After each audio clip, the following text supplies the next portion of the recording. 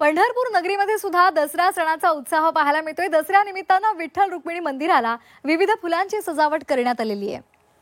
झेंडू, अष्टर, शेवंती, गुलाब, सूर्यफूल अशा विविध फुलांनी मंदिराला आकर्षक सजावट करण्यात आली आहे। पुण्यामधील विठ्ठल भक्त राम जांभूळकर आणि त्यांच्या कुटुंबियांनी ही सेवाभावी तत्वावर मंदिराची मोफत सजावट केली आहे। दरम्यान विठ्ठल रुक्मिणी मंदिरातून याचा आढावा घेतलाय आमचे प्रतिनिधी सचिन कसबे यांनी। पाहूयात।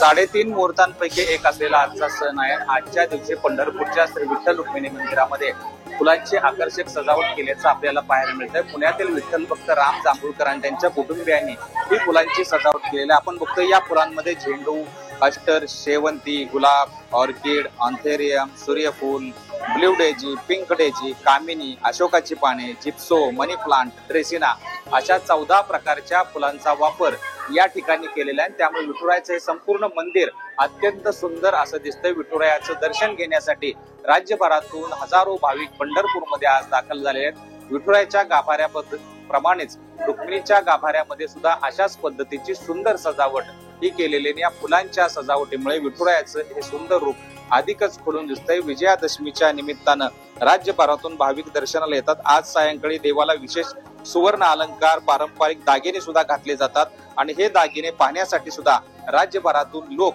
हे पंढरपूरमध्ये येत असतात। या फुलांच्या सजावटीने आज दसऱ्याच्या निमित्तानं विठुरायाचं राऊळ अधिक सुंदर होत असल्याचं आपल्याला पाहायला मिळतंय। कॅमेरा पर्सन राजू मेसासह सचिन कसबे, झी 24 तास, विठ्ठल गाभारा, पंढरपूर।